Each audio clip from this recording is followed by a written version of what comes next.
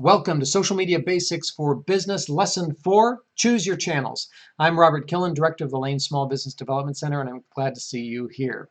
In this lesson, we're going to talk about social media channels, social media platforms. What's the difference between them? How many should I adopt when I'm first starting?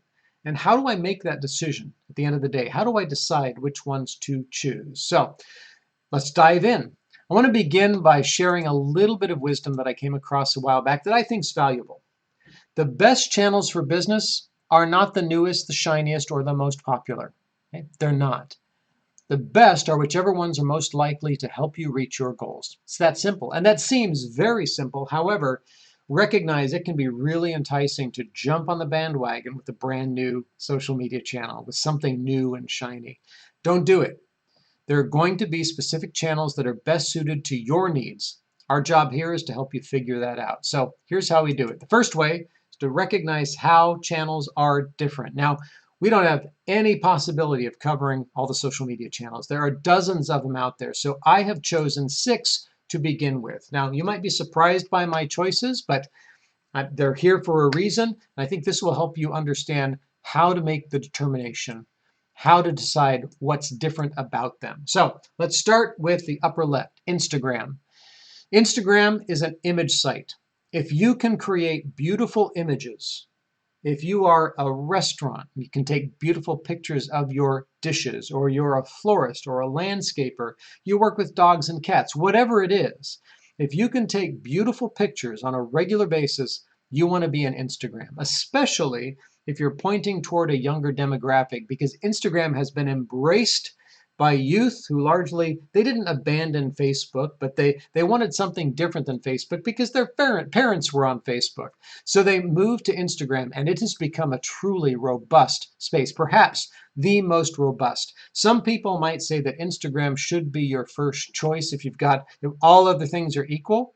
I might debate that might still be Facebook, but Instagram is an incredibly robust space with over 1 billion monthly users, and it's a must for audiences under 40 if that's who you're trying to reach. Second one in the upper right is Facebook.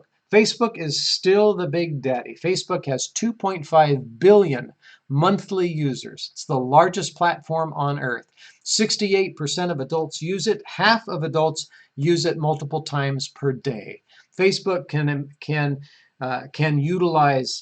make use of images, of videos, of just text. You can link to blogs. You can do almost anything with Facebook.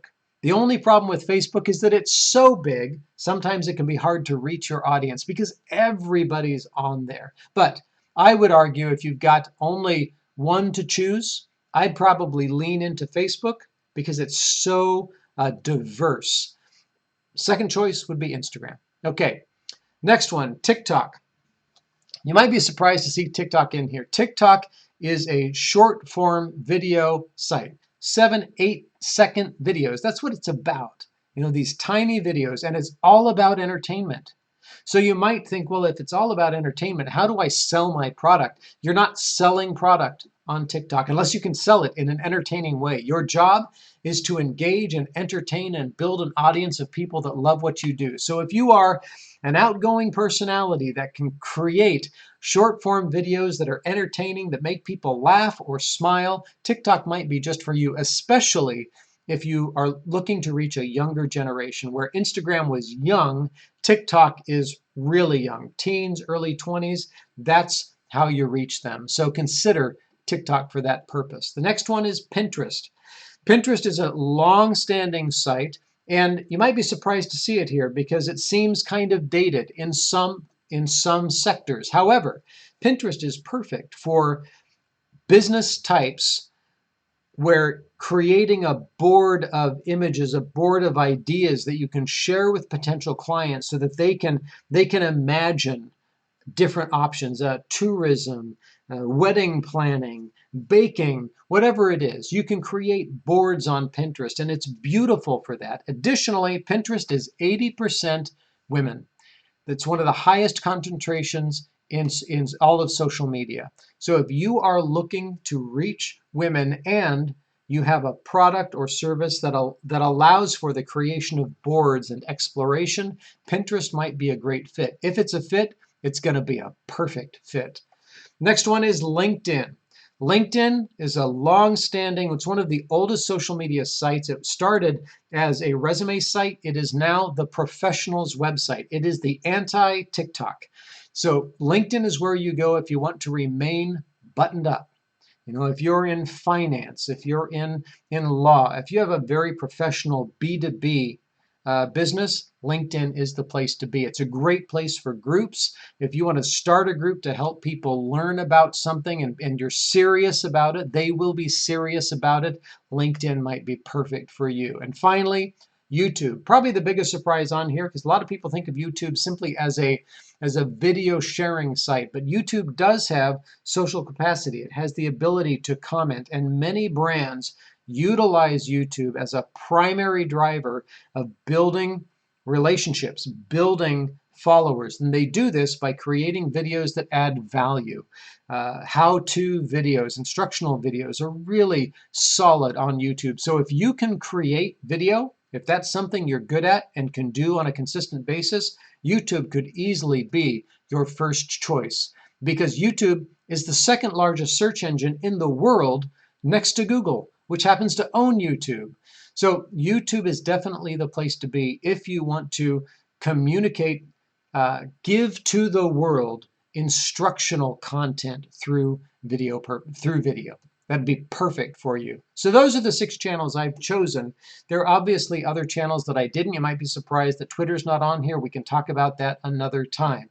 Now, next question, how many channels should you use? Well, it's really up to you, but I recommend for a brand new person, somebody just jumping in, 1 or 2, probably 2 different channels, and 2 so that you can see the difference, you can experience them at the same time. But I'd start with 2, the 2 that seem to be the best fit for you. Once you've gotten comfortable with that, it doesn't take quite as long to build content, you kind of know what you're doing, then you can grow out from there. But I don't see any harm in starting simply with 1 or 2 channels, okay? Next, which channel should you choose? Obviously, that's the question of the day. I can't choose that for you, but I can share this. To choose your channels, consider your clients, where are they going to be? The sector you're in, what does that serve? Your goals, your personality, your content, and how much you can generate. When you think about all of that, and then you think about how different channels are optimized for different types of social media presences. Okay, once you've done that, it should be pretty simple to marry the two. Okay, this information here should point you in the right direction. So hopefully that will work for you. If you have any questions, obviously you're going to reach out to us and find out more. Choose your channels wisely, and they will serve you well. So that's the end of this video for lesson 4. Right now, I want you to go to your social media action plan, your workbook, and answer the section for lesson 4. Once you've done that, you can progress to lesson 5 on setting up your pages. Once you're there, then we will discuss how to construct a captivating social media presence. All right, I'll see you there. Cheers.